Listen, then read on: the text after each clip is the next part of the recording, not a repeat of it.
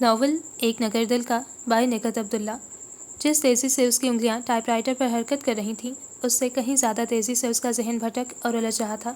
صبح جب وہ آفس کے لیے نکل رہی تھی اس وقت بھی امی کی طبیعت کافی خراب تھی۔ اس نے پڑوس میں جا کر سرینا کی اماں سے کہہ تو دیا تھا کہ وہ وقتاً فوقتاً امی کی خبر گیری کرتی رہیں، اور انہوں نے یقین بھی دلایا تھا کہ وہ فارغ ہوتے ہی اس کی امی کے پاس چلی جائیں گی، لیکن پھر بھی اسے اطمینان نہیں ہوا۔ 11 بجے تک کا وقت اس نے بڑی بے چینی سے گزارا۔ کئی بار سوچا اور چاہا کہ سب کچھ چھوڑ چھاڑ کر گھر چلی جائے، لیکن اس سوچ کا عملی جامہ پہنانا آسان نہیں تھا۔ اتنی مشکل سے تو یہ جاب ملی تھی، اگر چھوڑ دیتی تو پھر وہی خواری جو اس سے پہلے دیکھ چکی تھی اور مزید دیکھنے کی ہمت نہیں تھی۔ جاب ملنا مشکل نہیں تھا، لیکن جو ماحول اسے یہاں میسر تھا وہ یقیناً اور کہیں ملنا مشکل تھا۔ اس سے پہلے بھی وہ 2-3 جگہ جاب کر چکی تھی اور انہیں چھوڑنے کی وجہ ماحول کی خرابی ہی تھی کہ ہر دوسرا بندہ اپنے آپ کو اس کا سب سے بڑا ہمدرد ثابت کرنے پر تلا نظر آتا، اور اس ہمدردی کی آڑ میں جو جذبہ پوشیدہ بلکہ صاف آنکھوں سے چھلکتا نظر آتا وہ اسے متنفر کر دیتا۔ جب اس نے بخت کنسٹرکشن کمپنی جوائن کی تھی تب اس کا خیال تھا وہ یہاں بھی شاید زیادہ عرصہ نہیں ٹک سکے گی، لیکن یہاں کے صاف ستھرے ماحول نے اس کے خیال کی نفی کر دی۔ سوائے چپراسی کے کوئی اس کی ٹیبل تک نہیں آتا تھا، جیسا کہ دوسری جگہوں پر اکثر حضرات اپنی خدمات پیش کرنے چلے آتے تھے، ویسے بھی یہاں زیادہ لوگ نہیں تھے۔ اس کے علاوہ ٹیلی فون آپریٹر نورین تھی اور ایک سمد صاحب کیشیئر تھے۔ جنرل مینیجر اور ایم ڈی اپنے اپنے کمروں میں ہوتے تھے، جن میں ایم ڈی سے اس کی براہ راست بات کبھی نہیں ہوئی تھی، بس آتے جاتے ہی انہیں دیکھا تھا۔ البتہ جی ایم عثمانی صاحب سے اس کا واسطہ رہتا تھا، وہی اسے لیٹر وغیرہ ڈکٹیٹ کرواتے اور اسے اپنی غلطیوں کے لیے بھی انہی کے سامنے جواب دہ ہونا پڑتا تھا۔ باقی تمام سٹاف یقیناً سائٹ پر ہوتا ہوگا، جن میں سے اکثر کوئی انجینئر یا سپروائزر آتے اور جاتے نظر آتے تھے، اور ان کا ظاہر ہے آفس میں کوئی کام نہیں ہوتا تھا، اس لیے بلا ضرورت کبھی کوئی زیادہ دیر ٹھہرا نظر نہیں آیا۔ ان سب کے علاوہ ایک اور شخص جس کے بارے میں وہ نہیں جانتی تھی کہ آیا وہ یہاں ملازم ہے یا یوں ہی آتا ہے، کیونکہ وہ آتے ہی سیدھا ایم ڈی صاحب کے کمرے میں چلا جاتا تھا۔ بہرحال اسے اس سے کوئی غرض نہیں تھی، لیکن ایک بات جو اسے چونکاتی تھی وہ یہ تھی کہ آتے اور جاتے ہوئے وہ شخص بس ایک پل کو اس کی ٹیبل کے پاس رکتا تھا۔ اس نے کبھی سر اٹھا کر اسے نہیں دیکھا، لیکن ایک پل کے رکے قدم اس کی نظروں سے پوشیدہ نہیں رہے۔ ایسا اگر ایک بار ہوتا تو وہ یقیناً اسے اپنا وہم سمجھتی، لیکن ہر بار ہی ایسا ہوتا تھا اور پل بھر کے لیے لگتا تھا جیسے پوری کائنات تھم گئی ہو۔ اس نے آخری الفاظ ٹائپ کر کے کاغذ کھینچی اور چپراسی نوردین کو بلانے کے لیے گھنٹی بجا دی۔ نوردین فوراً ہی بھاگا آیا تو اس نے تمام ٹائپ شدہ لیٹر اسے تھما دیے۔ یہ عثمانی صاحب کو دے آؤ اور دیکھنا اگر وہ فارغ ہوں تو مجھے آ کر بتاؤ۔ نوردین سر ہلاتا ہوا چلا گیا۔ کچھ دیر بعد واپس آ کر بتایا کہ عثمانی صاحب فارغ ہی بیٹھے ہیں۔ تبھی وہ جلدی سے اپنی چھٹی کی درخواست لکھ کر ان کے کمرے میں چلی گئی۔ دیکھو بی بی، عثمانی صاحب اس کی درخواست پر نظر ڈال کر کہنے لگے، اس وقت بہت مشکل ہے۔ سر، میری والدہ۔ ٹھیک ہے، تمہاری والدہ بیمار ہیں، لیکن یہاں بھی اس وقت بہت ضروری کام پڑے ہوئے ہیں، تم چلی گئیں تو؟ انہوں نے فائل میں سے کچھ کاغذات نکال کر اس کی طرف بڑھا دیے۔ تم دیکھ لو یہ سب کتنے ضروری ہیں اور آج ہی جانے ہیں۔ اس نے خاموشی سے ان کے ہاتھ سے کاغذات لے لیے۔ یہ جلدی سے ٹائپ کر دو، اگر اس کے بعد کوئی کام نہ ہوا تو۔ وہ ان کی پوری بات سنے بغیر کمرے سے نکل آئی۔ اپنی ٹیبل پر آ کر بیٹھی تو خاصی شکستہ نظر آ رہی تھی۔ کیا ہوا؟ نورین اس کی اتری شکل دیکھ کر پوچھنے لگی۔ اس نے نفی میں سر ہلایا اور ٹائپ رائٹر پر کاغذ چڑھانے لگی۔ پھر ابھی چند لائنیں ہی ٹائپ کی تھیں کہ امی کا خیال ہر شے پر غالب آ گیا۔ امی کو اس وقت میری ضرورت ہے، اس نے سوچا۔ کیا ہوگا زیادہ سے زیادہ، نوکری سے ہی نکال دیں گے نا، اور پھر عثمانی صاحب تو ویسے بھی اپنے نمبر بڑھانے کے چکر میں رہتے ہیں۔ مجھے ڈائریکٹ ایم ڈی سے بات کرنی چاہیے، 2 دن کی چھٹی دیں یا ہمیشہ کی۔ وہ فیصلہ کن انداز میں سوچتے ہوئے کھڑی ہو گئی۔ یہ پہلا موقع تھا کہ وہ ایم ڈی کے کمرے میں جا رہی تھی، وہ بھی بغیر اجازت لیے، اور پہلے سے اجازت لینے کا خیال اس وقت آیا جب ان کے کمرے کا دروازہ کھول چکی تھی۔ اگر انہوں نے دیکھ نہ لیا ہوتا تو وہیں سے پلٹ کر پہلے نوردین سے کہلواتی، لیکن اب تو وہ دیکھ چکے تھے، اس لیے وہیں رک کر کہنے لگی، میں آئی کم ان سر؟ انہوں نے اس بات میں سر ہلایا تو کچھ جھجکتے ہوئے ان کے سامنے جا کھڑی ہوئی۔ سر، میں گھر جانا چاہتی ہوں، میرا مطلب ہے مجھے 2 دن کی چھٹی چاہیے۔ تو بی بی، آپ عثمانی صاحب سے کہہ دیتی۔ میں نے پہلے انہی سے بات کی تھی، لیکن انہوں نے میری درخواست مسترد کر دی ہے۔ پرابلم کیا ہے؟ ان کے نرم لہجے سے وہ اپنے آپ پر قابو پا گئی۔ میری والدہ بیمار ہیں، کوئی اور نہیں ہے گھر میں؟ نو سر، صرف میں ہی ہوں، اور صبح میں انہیں بیمار حالت میں چھوڑ کر آ گئی تھی۔ یہ تو آپ نے واقعی اچھا نہیں کیا۔ میں جاؤں سر؟ بالکل۔ وہ فوراً جانے کو مڑی کہ انہوں نے پکار لیا، سنو۔ وہ پلٹ کر غیر یقینی سے دیکھنے لگی، جیسے مخاطب وہ نہیں کوئی اور ہو۔ کوئی اور پرابلم؟ وہ اپنائیت سے پوچھنے لگے۔ اس نے نفی میں سر ہلایا تو کہنے لگے، میں ڈرائیور کو ساتھ بھیج دیتا ہوں، ہو سکتا ہے ضرورت پڑ جائے۔ نو سر، اس کی ضرورت نہیں ہے۔ ओके, और सुनो, जब तक तुम्हारी अम्मी ठीक नहीं हो जाती तुम छुट्टी पर हो। उनके मेहरबान और शफीक लहजे की नरमी ने उसकी आंखों में नमी उतार दी, जिसे छुपाने की खातिर वो फौरन उनके कमरे से निकल आई। अपनी टेबल पर आकर उसने जल्दी जल्दी तमाम कागजात यकजा करके पेपर वेट के नीचे दबाए और बैग उठाकर खड़ी हुई ही थी कि उस्मानी साहब निकल कर आ गए। क्या हुआ, टाइप कर लिए सब? उसे जाने के लिए तैयार देखकर पूछने लगे। नो सर, आपको ये काम किसी और से करवाना पड़ेगा क्योंकि मैं छुट्टी पर जा रही हूँ। किसकी इजाज़त से? बड़े साहिब की। वो इत्मीनान से बोली। तो तुम उन तक पहुँच गई, इसके सिवा कोई चारा नहीं था। वो उनकी खशूनत भरी नज़रों की परवाह किए बगैर उनके करीब से निकल आई। क्लास डोर से बाहर पहला कदम रखा ही था कि दूसरे कदम पर वो आन रुका, जिसके रुकने से कायनात रुकने लगती थी। और अब जब एक नहीं कई पल बीते तो इतराक हुआ कि कायनात तो उसी तरह मुतहर्रिक है, अलबत्ता रुकने वाली शय उसके अपने अंदर है। मैं शुजा हूँ, शुजा अहमद। उसने हल्की सी मुस्कुराहट के साथ अपना तारुफ करवाया और वो उस वक्त इतनी जल्दी में थी कि जवाब में एक लफ्ज़ कहे बगैर उसके करीब से भी निकल आई। घर का बैरूनी दरवाज़ा खुला देखकर उसे कदरे इत्मीनान हुआ कि अम्मी के पास कोई मौजूद होगा, लेकिन अंदर आकर देखा तो कोई भी नहीं था। अम्मी अकेली, वो भी गनूदगी की हालत में थी। उसका दिल दुख से भर गया। बैग फेंक कर उनके पास आ बैठी। अम्मी, अम्मी। उनका चेहरा हाथों में लेकर पुकारने लगी। जवाब में उन्होंने हूँ तो कहा, लेकिन आंखें नहीं खोली। उसकी समझ में नहीं आया फौरी तौर पर क्या करे। उन्हें डॉक्टर के पास ले जाने का ख्याल आया, लेकिन वो उसके काबिल नहीं थी कि चल कर जा सकती। नाचार उन्हें उसी हालत में छोड़कर डॉक्टर को लेने चल पड़ी। जाते हुए ख्याल आया सरीना की अम्मी को पहले अम्मी के पास भेज दे, लेकिन जब वह सुबह नहीं आई थी तो अब क्या आती। यही सोचकर उनके पास जाने का ख्याल तर्क कर दिया। फिर इत्तेफाक से पहले मोड़ पर ही जो क्लिनिक था वहीं डॉक्टर मिल गया, जो उस वक्त मरीजों से फारिग होकर जाने की तैयारी कर रहा था। उसने अपने साथ चलने के लिए कहा और थोड़ी पसोपेश के बाद वो आमादा हो गया। कब से ये हालत है? वो अम्मी का चेकअप करते हुए उससे पूछने लगा। बुखार तो 3-4 रोज़ से है, लेकिन ये हालत आज से हुई है। वो चोर सी बनकर यूं बोली जैसे वही जिम्मेदार हो। कोई दवा वगैरह दी? जी, 2 रोज़ पहले जो दवाएं वो लाई थी वो उठाकर डॉक्टर के सामने कर दी, जिन्हें देखने के बाद उसने नया पर्चा लिखा और उसकी तरफ बढ़ाते हुए कहने लगा, ये मेडिसिन दें और किसी को भेजकर मेरे क्लिनिक से भी दवा मंगवा लें। डॉक्टर साहब, कोई परेशानी की बात तो नहीं है? नहीं, बस ज़रा बुखार तेज़ है, इसके लिए आप वक्तन फ़वक्तन ठंडे पानी की पट्टियाँ रखें और प्लीज़ खिड़कियाँ वगैरह भी खोल दें। वो अपना फर्स्ट एड बॉक्स उठाकर चला तो साथ साथ हिदायत भी देता जा रहा था। दवा देने से पहले बेहतर है कि आप इन्हें कोई हल्की फुल्की ग़िज़ा दे दें, मसलन चाय पापे या बिस्किट वगैरह। और हाँ, इन्हें कोई चादर या खेस वगैरह उड़ाने की ज़रूरत नहीं है, इस तरह बुखार तेज़ हो जाएगा। शुक्रिया डॉक्टर साहब। वो उसे दरवाजे से बाहर तक छोड़कर दोबारा अंदर आई तो पहले अम्मी के लिए चाय बनाई। सुबह के पापे रखे थे वही उससे प्लेट में निकाल लिए। फिर वो बमुश्किल एक पापा ही उन्हें खिला सकी थी, वो भी ज़बरदस्ती, वरना अम्मी मुसलसल उसका हाथ झटक रही थी। उस काम से फारिग होकर वो करीबी मेडिकल स्टोर से उनकी दवाएं ले आई और वो भी उसी तरह ज़बरदस्ती उनके मुंह में डाली। फिर कुछ देर तक उनका सर और कंधे दबाती रही। जब देखा कि वो कदरे सुकून से सो गई हैं, तब बहुत आहिस्तगी से उनके पास से उठ गई। कितने दिनों से ढंग से सफाई नहीं की थी। सुबह ऑफिस जाने की जल्दी में बस ऊपर ऊपर से झाड़ू लगा लिया करती थी। उस वक्त जब करने को कुछ नहीं था तो उसे काम में मसरूफ़ हो गई। फिर फारिग होकर अम्मी के पास आ बैठी। वो गहरी नींद में सो रही थी, शायद दवा का असर था। वो अपनी चारपाई उनके करीब खींचकर खुद भी लेट गई। सोने का इरादा तो नहीं था, लेकिन नींद आते पता भी नहीं चला। उसे सोए ज़्यादा देर नहीं हुई थी कि अम्मी कमज़ोर सी आवाज़ में उसे पुकारने लगी। फिर गर्दन घुमाकर देखा, वो करीब ही सोई हुई नजर आई तो उसे उठाने का इरादा मुलतवी कर दिया। गो कि बहुत ज़ोर से प्यास लगी थी, लेकिन उसकी थकन का ख्याल करके नहीं उठाया। बहुत आहिस्तगी से उसकी तरफ करवट बदली और उसे देखने लगी। अब भी वो मासूम बच्चे की तरह लग रही थी। उन्हें उस पर टूट कर प्यार आया और रहम भी कि इतनी कम उम्र में इतनी ज़्यादा जिम्मेदारियाँ उसके कंधों पर आन पड़ी हैं। फर्द जज्बात में उन्होंने उसका हाथ थामा तो उसकी आंख खुल गई। वो फ़ौरन उठ बैठी। क्या बात है अम्मी? बेटा, मैंने तुम्हें नींद से उठा दिया। मैं सो तो नहीं रही थी, वो जल्दी से बोली। अच्छा। अम्मी हल्के से मुस्कुराई। आप कैसा महसूस कर रही हैं? काफ़ी बेहतर। अच्छा डॉक्टर है, दवा भी अच्छी दी है, वरना पहले वाली दवा ने तो कोई असर ही नहीं किया था। फिर उठते हुए बोली, आपके लिए कुछ खाने को लाऊं? बेटा, पहले मुझे पानी पिला दो। वो फ़ौरन जाकर पानी ले आई और अपने हाथों से पिलाने के लिए कहने लगी, मैं बेकरी से ताज़ा बिस्किट ले आई हूँ, वो चाय के साथ ले लीजिएगा, फिर दवा का टाइम हो जाएगा। तुमने कुछ खाया कि नहीं? अभी तो नहीं, जब भूख लगेगी तो खा लूँगी। कुछ पकाया तो नहीं होगा? ऐसा करो, किसी बच्चे को भेजकर अपने लिए खाना मंगवा लो। ऐसा ही करूँगी, उसने कहा और पर्स में से पैसे निकालकर अभी आई कहते हुए बाहर निकल गई।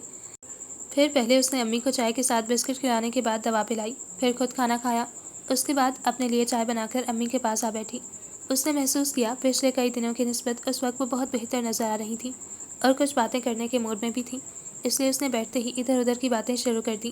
پھر اپنے امڈی کا ذکر کرتے ہوئے کہنے لگی، بہت مہربان انسان ہے، آج مجبوراً مجھے چھٹی کے لیے ان کے پاس جانا پڑا کیونکہ عثمانی صاحب تو صاف منع کر چکے تھے۔ مجھے نہیں یقین تھا امی کہ وہ اتنی نرمی سے بات کریں گے۔ اصل میں بیٹا ہم خود حالات سے بہت مایوس ہو گئے ہیں، ورنہ اچھے اور نیک دل انسانوں کی کمی نہیں ہے۔ لیکن امی میں تو مایوس نہیں ہوں، مجھے خوشی ہوئی تمہاری بات سن کر۔ پھر بھی بیٹا میں تمہاری طرف سے بہت فکر مند رہتی ہوں۔ کیوں؟ تمہارے باپ کا کہیں سے پتہ چل جاتا تو؟ کوئی اور وقت ہوتا تو وہ سختی سے امی کو ٹوک دیتی، اور تلخی تو اب بھی اس کے اندر کھلی تھی، لیکن امی کی حالت کے پیش نظر اس نے خاموشی سے سر جھکا لیا۔ امی کہہ رہی تھیں، کہاں ڈھونڈوں؟ میں سوچتی ہوں ایک بار وجاہت خان سے۔ امی اب وہ خاموش نہیں رہ سکی، البتہ اپنے لہجے کو تلخ نہیں ہونے دیا۔ میں آپ کو قسم دے چکی ہوں، اور اب آخری بار میں اپنی قسم دے رہی ہوں کہ آپ کبھی وجاہت خان کی طرف نہیں جائیں گی، اور نہ ہی آپ کو میرے باپ شہریار خان کو ڈھونڈنے کی ضرورت ہے۔ میں نے جس شخص کے لمس کو محسوس تک نہیں کیا، مجھے اس کی نہ ضرورت ہے اور نہ ہی میں اسے دیکھنے یا ملنے کی خواہش رکھتی ہوں۔ میں تمہارے احساسات سمجھتی ہوں بیٹا، تمہاری خاطر میں سب بھول سکتی ہوں، لیکن اس معصوم کو نہیں بھول سکتی جسے میں نے اپنی کوکھ سے جنم دیا تھا، اور جسے اس وقت ان بڑے لوگوں نے مجھ سے چھینا جب وہ میری چھاتی پر سوتا تھا۔ امی کی آنکھوں میں آنسو آ گئے۔ 20 برس گزر چکے ہیں امی، اور اب تک وہ بچہ نہیں ہوگا۔ ہاں اب تو ماشاءاللہ وہ جوان ہو گیا ہوگا۔ امی کی آنکھیں چمکنے لگیں اور باہیں یوں باں ہوئیں جیسے ابھی وہ کہیں سے آ جائے گا اور وہ اسے اپنی آغوش میں سمیٹ لیں گی۔ پتہ نہیں کس پر گیا ہوگا میرا خرم۔ پھر خود کلامی کے انداز میں بولی، اپنے باپ پر ہی گیا ہوگا، ویسا ہی ناک نقشہ تھا اس کا، دل بھی ویسا ہی تھا، سخت اور بے رحم۔ وہ خاصی متنفر ہو چکی تھی، اندر ہی اندر جل کر اور بظاہر عام سے لہجے میں بولی، نہیں بیٹا وہ سنگ دل نہیں ہوگا، اسے کیا خبر جو کہانی لوگوں نے مجھ سے منسوب کر کے اسے سنائی ہوگی، اس نے اسی پر یقین کیا ہوگا۔ قدرے توقف کے بعد کہنے لگی، میرا دل گواہی دیتا ہے جس روز اسے صحیح حالات معلوم ہو گئے وہ میری تلاش میں دنیا کا کونا کونا چھان مارے گا، اور جب اسے معلوم ہوگا کہ اس کی ایک بہن بھی ہے تو کس قدر حیران اور خوش ہوگا وہ۔ امی نے اس کی تھوڑی چھو کر شاید اس کے اندر کسی جذبے کو بیدار کرنا چاہا، لیکن وہ اکتا کر ناگواری سے بولی، چھوڑے امی، مت اپنے آپ کو ایسی باتوں سے بہلایا کریں، خرم کی رگوں میں اسی خاندان کا خون ہے اور وہ ان سے مختلف ہرگز نہیں ہوگا۔ خون تو تمہاری رگوں میں بھی وہی ہے بیٹا، میری رگوں میں صرف آپ کا خون ہے۔ میں کسی خرم خان ولد شہریار خان اور ولد وجاہت خان کو نہیں جانتی، میرے لیے ماں باپ بہن بھائی دوست سبھی کچھ آپ ہیں، اور بس۔ پھر اٹھتے ہوئے بولی، اب آپ سو جائیں تو اچھا ہے، سارا دن تو سوتی رہی ہوں، اس وقت نیند نہیں آ رہی، اگر آپ جاگتی رہیں تو میں نہیں سو سکوں گی، جبکہ میں سونا چاہتی ہوں۔ تم سو جاؤ بیٹا۔ اگر آپ کو کسی چیز کی ضرورت پڑ گئی تو۔ وہ اٹھ کر ان کے سرہانے آ بیٹھی اور انگلیوں سے آہستہ آہستہ ان کے سر میں مساج کرنے لگی، جس سے کچھ ہی دیر میں امی کی آنکھوں میں نیند اتر آئی اور پھر وہ بے خبر ہو گئیں۔ وہ بہت آہستگی سے ان کے پاس سے اٹھتی، لیٹنے سے پہلے کچن اور بیرونی دروازہ چیک کرنے کی غرض سے کمرے سے نکلی تو پھر وہیں آنگن میں بچھی چارپائی پر ہی بیٹھ گئی۔ موسم بدل رہا تھا، قدرے خنک ہوا اس کے بدن سے ٹکرائی تو وہ جھرجھری لے کر آسمان پر نظریں دوڑانے لگی، لیکن بادلوں کی اوٹ میں اکا دکا ستارے ہی نظر آ رہے تھے۔ وہ طویل سانس لے کر وہیں کھڑی چارپائی پر لیٹ گئی۔ ابھی کچھ دیر پہلے اسے واقعی نیند آ رہی تھی، لیکن امی کی باتوں نے اسے ڈسٹرب کر دیا تھا۔ آخر امی سب کچھ بھول کیوں نہیں جاتی؟ اس نے سوچا، میں نے بھی تو ساری خواہشات کا گلا گھونٹ دیا ہے، وہی خواہشات جو بچپن سے میرے ساتھ ساتھ پروان چڑھتی رہی ہیں۔ اسے یاد آنے لگا، جب وہ چھوٹی تھی تو امی کے ساتھ نانی اماں اور نانا میاں بھی رہا کرتے تھے، اس کے نزدیک یہی کل کائنات تھی۔ لیکن جب وہ اسکول جانے لگی تو دوسرے بچوں کی زبانیوں سے مزید رشتوں کی آگہی ہوئی، تب کچھ ہی دنوں بعد اس نے امی کے گلے میں بازو ڈالتے ہوئے پوچھا تھا، میرے پاپا کہاں ہیں؟ امی کو شاید امید نہیں تھی اس سوال کی، اس لیے کچھ چونک کر حیران ہو کر اسے دیکھا تھا، پھر بہلاتے ہوئے کہا، وہ یہاں نہیں رہتے، وہ آپ کے لیے ڈھیر ساری چیزیں لینے گئے ہیں، اور جب وہ اتنی ڈھیر ساری چیزیں جمع کر لیں گے تب آپ کے پاس آئیں گے۔ وہ خوش ہو گئی تھی، اور پھر ایک لمبے عرصے تک وہ ہر ایک کو یہی بتاتی رہی کہ اس کے پاپا اس کے لیے ڈھیر ساری چیزیں لینے گئے ہیں۔ شروع میں اسے ان چیزوں کا انتظار تھا جو اس کے پاپا اس کے لیے اکٹھی کر رہے تھے، لیکن پھر وقت گزرنے کے ساتھ ساتھ اس کی دلچسپی صرف اپنے پاپا کے ساتھ تک رہ گئی۔ وہ جھنجھلا کر کہتی، مجھے کچھ نہیں چاہیے، آپ پاپا سے کہہ دیں وہ میرے لیے کچھ بھی نہ لیں، بس وہ خود آ جائیں۔ اور امی ایک عرصے تک اسے آس دلاتی رہی تھیں، میں نے انہیں لکھ دیا ہے، وہ جلد ہی آ جائیں گے۔ جب وہ مڈل کلاس میں تھی تو ایک ہی سال میں پہلے نانی اماں اور پھر نانا میاں اللہ کو پیارے ہو گئے۔ اس دن اس نے روتے ہوئے امی سے کہا تھا، اب تو ہم اکیلے ہو گئے ہیں، نانی اماں اور نانا میاں بھی نہیں رہے، آپ پاپا سے کہیں ہمارے پاس آ جائیں یا ہمیں اپنے پاس بلا لیں۔ تب امی نے آخری بار اسے بہلایا تھا۔ तुम्हारे पापा आए तो तुम खुद उन्हें रोक लेना या उनके साथ चलने की जिद करना। और अगले कई दिन उसने पापा के इंतज़ार में काटे थे। साथ ही उन्हें हमेशा के लिए अपने पास रोकने के तरीके सोचे थे। इंतज़ार की भी हद होती है, और जब वो उस हद को भलांग गई तो फूट फूट कर रोई थी। आप मुझे पापा का एड्रेस दें, मैं खुद उन्हें खत लिखूंगी, बल्कि उनके पास जाऊंगी। और अब उसे बहलाने के लिए अम्मी के पास कोई बहाना नहीं था। मजबूरन उसे हकीकत से आगाह करना पड़ा। वही आम सी कहानी। वो वजाहत अली खान का शुमार उस शहर की गिनती के चंद रईसाओं में होता था। उनके तीसरे नंबर के बेटे शहरयार खान ने उनकी मर्जी के खिलाफ उसकी अम्मी से शादी कर ली थी। अम्मी का ताल्लुक क्योंकि मतवसत तबके के बहुत आम से घराने से था, इसलिए वजाहत अली खान ने कभी उन्हें बहुत तस्लीम नहीं किया। एक महलाती किस्म की साजिश तो उसी वक्त उस महल नुमा घर में शुरू हो चुकी थी जिस वक्त अम्मी ने उस घर में कदम रखा था। लेकिन शहरयार खान क्योंकि मोहब्बत के नशे में चोर हर तरफ से गाफिल थे, इसलिए उन्हें खबर ना हो सकी कि उनके अपने ही उनके घर में नकब लगाने की कोशिश कर रहे हैं। साल भर बाद जब खुरम पैदा हुआ तो बज़ाहिर वजाहत अली खान ने इतनी खुशियां मनाई थी कि कोई उनके खतरनाक इरादों के बारे में तसव्वुर भी नहीं कर सकता था। अम्मी खुद अपने आप पर नाज़ा थी। जब खुरम पाँव पाँव चलने लगा तो एक बार फिर उनकी तबीयत ख़राब रहने लगी। उन्हीं दिनों उन्होंने महसूस किया शहरयार उनसे कुछ उखड़े उखड़े रहने लगे हैं, और अभी वो उनके बदलते मिजाज को समझने की कोशिश कर ही रही थी कि एक रोज़ वजाहत अली खान ने सबके सामने उन पर घिनौने इल्ज़ाम लगाकर उन्हें अपनी महल नुमा कोठी से निकल जाने का हुक्म सुना दिया। वो अपने इतने चाहने वाले शौहर की तरफ देखने लगी। जवाब में उसने यूं मुंह मोड़ा कि उनकी दुनिया तारीक हो गई। 3 साल के अरसे में वजाहत अली खान और उनकी दूसरी औलादों ने साजिशों का जो जाल उनके गिर्द बांधा था, उसमें वो पूरी तरह उलझ गई थी। और हैरत तो शहरयार खान पर थी, जो मोहब्बत में हद से गुजर जाने के दावेदार थे। पता नहीं किस तरह पत्थर हो गए थे कि कोई मिन्नत समाजत, कोई वास्ता, कोई कसम उन्हें मोम ना कर सकी। और फिर जो अपना था वही अपना नहीं रहा, तो फिर कौन होता जो उन्हें रोकता। और जुल्म की इंतहा तो ये थी कि खुरम को भी उनसे छीन लिया गया था। ममता की मारी वो लाचार औरत दोबारा अपने माँ बाप की दहलीज पर आई तो बिल्कुल तही दामान थी। बेचारे नाना मियाँ के पास इतने वसाइल नहीं थे कि वो उन बड़े लोगों से टक्कर ले सकते। शुरू में बेटी की आंसुओं से मजबूर होकर 2-3 बार वजाहत अली खान की दहलीज पर गए, और कुछ नहीं उसका बच्चा ही दे दें। लेकिन वजाहत अली खान ने ऐसी ऐसी धमकियाँ दी कि वो लाचार अपनी ही बेटी को सब्र की तलकीन करने लगे। फिर जब 4-5 माह के बाद वो पैदा हुई तो अम्मी ने उस खौफ से कि कहीं वजाहत अली खान उसे भी ना छीन ले, नाना मियाँ को वो शहर छोड़ने पर मजबूर कर दिया। कराची जैसे शहर में लोगों के हजूम में अपने आप को गुम करके अम्मी जान ये सोचकर मुतमईन थी कि वो वजाहत अली खान की दस्तरस से निकल आई हैं। वहाँ खुरम से दूरी का ख्याल उन्हें बेचैन रखता था, और फिर शहरयार खान थे जिनकी बेवफाई के बावजूद वो उन्हें अपने दिल से निकालने पर कादिर नहीं थी। उनकी संगत में गुजरे चंद बरस उन्हें अपनी तमाम ज़िंदगी पर हावी महसूस हुए। उनके बारे में वो इस अंदाज से सोचती थी, शहरयार को यकीनन मेरे खिलाफ बहकाया गया है। जिस रोज़ उन्हें मेरी बेगुनाही का यकीन आया वो मेरे पास ज़रूर आएंगे। उसे याद आया अम्मी ने यह भी बताया था कि जिस रोज़ उसने पहली बार अपने पापा के बारे में पूछा था, उस रोज़ उन्होंने शहरयार खान को ख़त लिखा था, और उसके बाद भी 2-3 खत लिखे, लेकिन किसी का भी जवाब नहीं आया। जबकि अम्मी ये समझ रही थी कि वो शायद बेटी की मोहब्बत में खुद चले आएंगे। उस रोज़ अम्मी तो उसे तमाम हालात बताकर खुद जैसे बरी ज़िम्मा हो गई थी, लेकिन उस पर जो बीती थी ये वही जानती थी। बरसों एक शख्स की मोहब्बत को उसने ना सिर्फ दिल में बसाया था, बल्कि उसी के इंतज़ार में हर पल शुमार करती रही थी। उस रात पहली बार वो अपने आप से भी छुप कर रोना चाहती थी। कितनी बेमाया थी वो कि वो उसके बाप को उसकी परवाह भी नहीं थी, और वो उसे देखने, उससे मिलने और उसकी आगोश में समाने को बेचैन। शहरयार खान। उसी रात उसने तसव्वुर में अपने बाप को मुखातिब करते हुए सोचा, मुझे नफ़रत है तुमसे। तुम्हें अगर मेरी परवाह नहीं तो बाखुदा मैं भी कभी तुम्हारी परवाह नहीं करूँगी। पहली बार उसके अंदर नफ़रत की लहर उठी थी, जो गुजरते वक्त के साथ साथ उसकी रगों में यूँ सरायत कर गई कि वो अपने बाप का नाम तक सुनना पसंद नहीं करती थी। वो इतनी मुतनफ़र हो चुकी थी कि अम्मी जब कभी जिक्र करती तो टोक देती, नफ़रत से मुंह मोड़ लेती, और फिर साफ मना कर दिया कि उसके सामने शहरयार खान का जिक्र नहीं होगा। उसकी इतनी नफ़रत देखकर अम्मी ने भी दूसरी बातें दोहरानी छोड़ दी थी। लेकिन आज पता नहीं उन्हें खुरम याद आया या शहरयार कि वो फिर उनका जिक्र छेड़ गई। पता नहीं अम्मी समझती क्यों नहीं, 20 बरस तक जिन्हें ख्याल नहीं आया वो अब कहाँ ढूंढने निकलेंगे। वो सोचती हुई उठकर अंदर आ गई। अम्मी सुकून से सो रही थीं। वो कोई आवाज़ किए बगैर अपनी जगह पर आ लेटी।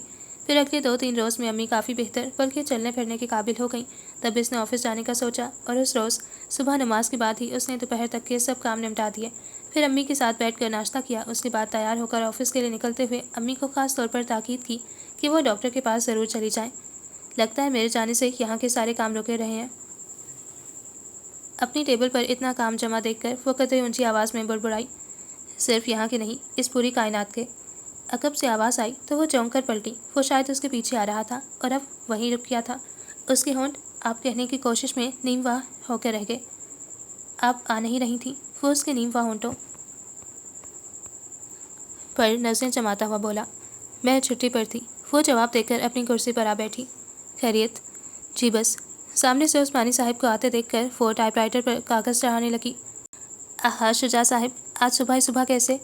عثمانی صاحب ہوش مندی کا مظاہرہ کرتے ہوئے اس سے گرم جوشی سے ہاتھ ملا کر پوچھنے لگے۔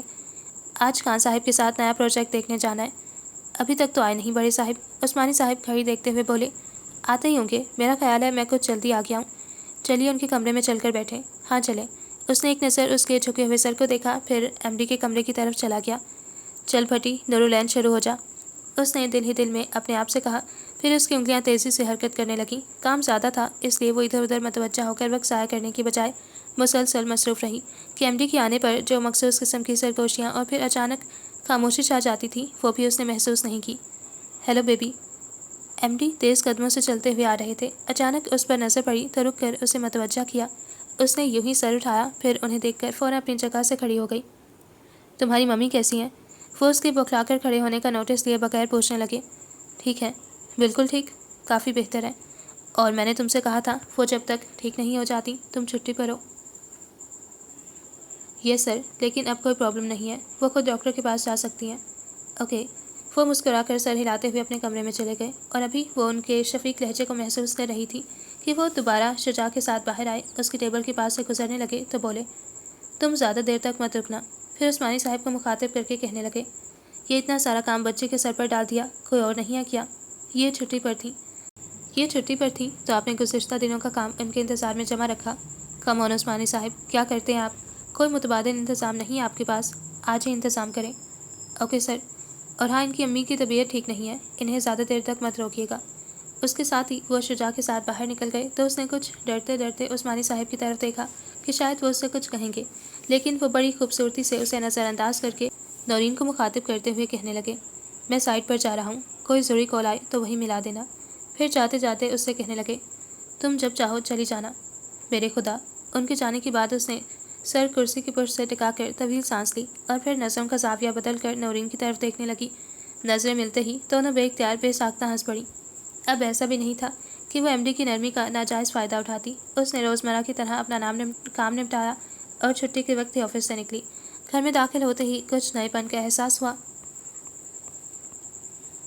تو آنگن میں سے ہی امی کو آوازیں دینے لگی۔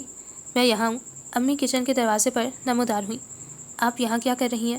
وہ بیگ وہیں آنگن میں رکھی چارپائی پر پھینک کر ان کے پاس آئی تو مزید حیران ہوئی۔ کباب، کوفتے، سویٹ ڈش اور بریانی کی خوشبو الگ اٹھ رہی تھی۔ یہ اتنا اہتمام کس کے لیے؟ وہ ادھر ادھر نظریں دوڑاتے ہوئے پوچھنے لگی۔ تمہارے لیے، امی مسکراہٹ دبا کر بولی تو وہ نفی میں سر ہلانے لگی۔ کوئی مہمان آ رہا ہوگا، لیکن ہمارا تو کوئی ایسا عزیز نہیں ہے۔ اچھا تم جا کر منہ ہاتھ دھو، تھکی ہوئی آئی ہو۔ کوئی تھکی ہوئی نہیں آئی، اور یہ آپ سے کس نے کہا کہ یہ سب کرنے کھڑی ہو جائیں؟ پہلے ہی طبیعت ٹھیک نہیں ہے آپ کی۔ پھر یاد آیا تو پوچھنے لگی۔ ڈاکٹر کے پاس گئی تھی آپ؟ ہاں۔ کیا کہا اس نے؟ کچھ نہیں، بس ٹونک لکھ کر دے دیا۔ آرام کرنے کے لیے بھی ضرور کہا ہوگا اس نے۔ اور آپ ہیں کہ؟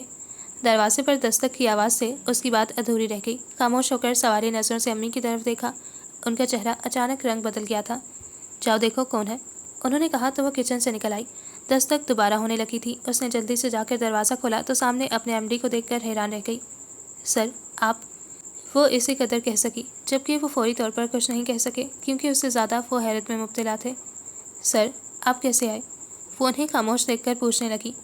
یہ تمہارا گھر ہے؟ انہوں نے اس کی بات نظر انداز کر کے پوچھا۔ جی سر۔ اچھا۔ فوراً اپنے آپ پر قابو پا کر بولے۔ ادھر سے گزر رہا تھا، سوچا تمہاری امی کی عیادت کرتا چلوں۔ Thank you sir. کیا تھینک یو؟ کیا میں یہیں سے واپس چلا جاؤں گا؟ نو سر، اندر تشریف لائیں پلیز۔ اس نے سامنے سے ہٹ کر انہیں راستہ دیا، پھر انہیں لے کر کمرے میں جانے لگی، لیکن وہ وہیں آنگن میں ہی بیٹھ گئے۔ میرا خیال ہے یہیں ٹھیک ہے۔ کیا پئیں گے سر؟ چائے یا؟ سب کچھ، چائے، ٹھنڈا اور کھانا بھی کھاؤں گا، لیکن پہلے تم اپنی امی کو میرا سلام کہو اور کہو کہ میں ان کی خیریت معلوم کرنے آیا ہوں۔ وہ خوش دلی سے ہنس کر بولے تو وہ پرسوچ انداز میں سر ہلاتے ہوئے امی کے پاس کچن میں آ گئی۔ کون ہے؟ امی اسے دیکھتے ہی پوچھنے لگی۔ وہ امی میرے باس ہیں، آپ کی مزاج پرسی کے لیے آئے ہیں۔ وہ آواز دبا کر بولی۔ آپ پلیز ان سے مل لیں۔ میں؟ کیا حرج ہے، آئیے نا۔ وہ امی کا بازو تھام کر کھینچنے لگی۔ ٹھہرو، دوپٹہ تو ٹھیک سے لینے دو۔ امی نے اپنا بازو چھڑوا کر دوپٹہ ٹھیک کیا، پھر کچھ جھجکتی ہوئی اس کے ساتھ کچن سے نکلی، لیکن جب اس کے باس پر نظر پڑی تو رک کر اس کی طرف دیکھنے لگی۔ کیا ہوا؟ اس نے سرگوشی میں پوچھا۔ یہ تمہارے باس ہیں؟ امی کے لہجے میں غیر یقینی تھی۔ ہاں، اس دن میں آپ کو انہیں کے بارے میں بتا رہی تھی، بہت اچھے آدمی ہیں، آئیے نا۔ وہ امی کو آگے لے آئی، پھر انہیں مخاطب کر کے کہنے لگی، سر یہ میری امی ہے، میں جانتا ہوں، اور غالباً تمہاری امی بھی مجھے جانتی ہیں۔ انہوں نے مسکرا کر کہا تو وہ تصدیق کے لیے امی کی طرف دیکھنے لگی۔ ہاں بیٹا، امی اعتراف کرتے ہوئے کہنے لگیں، آج جب میں ڈاکٹر کے پاس سے آ رہی تھی تو اچانک ان سے ملاقات ہو گئی۔ یہ تمہارے پاپا ہیں؟ کیا؟ اس کے منہ سے چیخ نکل گئی، ساتھ ہی وہ امی کے کندھے تھام کر ان کے پیچھے ہو گئی۔ اس کی اس حرکت پر امی کو بالکل تعجب نہیں ہوا، اور نہ ہی شہریار خان کو، جنہیں وہ دوپہر میں ہی بتا چکی تھی کہ انہیں اپنی بیٹی کے دل میں جگہ بنانے کے لیے کچھ وقت اور لگے گا۔ پلیز امی، ان سے کہیں کہ یہاں سے چلے جائیں۔ وہ امی کے کندھے پر پیشانی ٹکا کر بولی، بیٹا گھر آئے مہمان؟ کوئی مہمان نہیں، کچھ بھی نہیں۔ وہ ایک دم چیخ پڑی، میں ایک لمحے کے لیے بھی انہیں برداشت نہیں کر سکتی، ان سے کہیں چلے جائیں یہاں سے۔ لیکن ابھی تو تم خود بہت عزت سے مجھے اندر لائی تھی۔ شہریار خان اس کی طرف بڑھے اور اس کے سر پر ہاتھ رکھنا چاہتے تھے کہ وہ پیچھے ہٹ گئی۔ اگر مجھے معلوم ہوتا تو وہیں دروازہ بند کر دیتی، وہ گستاخ لہجے میں بولی اور بھاگتے ہوئے جا کر کمرے میں بند ہو گئی۔ پھر کتنی دیر تک وہ دروازے سے لگی انتظار کرتی رہی کہ ابھی امی اس کے پیچھے آئیں گی، لیکن وہ نہیں آئیں۔ 20 برس کم نہیں ہوتے۔ اپنے آپ کو انتہائی بے بس اور ایک دم تنہا محسوس کرتے ہوئے اس نے سوچا، اور ان برسوں میں جو صحبتیں ہم نے برداشت کی وہ امی کو یاد کیوں نہیں رہیں، جو شہریار خان کے لیے سارے دروازے کھول دیے، یوں جیسے ہر پل انہیں کے انتظار میں رہی ہوں، اور میں۔ اس کی آنکھوں میں سیلاب اتر آیا جس کے آگے بند باندھنے کی اس نے کوئی کوشش نہیں کی۔ اس ساری کہانی میں کہاں فٹ ہوتی ہوں؟ پہلے باپ نے پرواہ نہیں کی، اور اب کوئی محبتیں پا کر ماں کے نزدیک بھی میرا وجود بے معنی ہو کر رہ گیا ہے۔ اور میں نورالعین اب تک اس خوش فہمی میں مبتلا رہی کہ میری ماں صرف میری ہے، اور میری خاطر وہ دنیا کے ہر رشتے کو ٹھوکر مار سکتی ہے، لیکن امی نے تو مجھے ہی۔ اس کا دل دکھ سے بھر گیا، بے بسی کے عالم میں وہیں بیٹھ کر پیشانی گھٹنوں پر ٹکا دی۔ باہر سے ہلکی پھلکی باتوں کی آوازیں آنے لگیں تو اس کا دل چاہا زور زور سے چیخنا شروع کر دے، لیکن وہ اپنے آپ پر ضبط کے پہرے بٹھاتی وہاں سے اٹھ کر چارپائی پر آپ لیٹی اور تکیہ کھینچ کر منہ پر رکھ لیا۔ کتنا وقت گزر گیا، اندر باہر ہر طرف تاریکی اپنے پر پھیلا چکی تھی، لیکن اسے قطعی احساس نہیں تھا۔ وہ منفی سوچوں میں گھری بس روتی رہی اور مختلف پلان بناتی رہی۔ آخر میں اس نے سوچا وہ کبھی اس کمرے کا دروازہ نہیں کھولے گی، امی خواہ کتنے ہی واسطے کیوں نہ دے، وہ اس جگہ لیٹے لیٹے اپنی زندگی تمام کر دے گی۔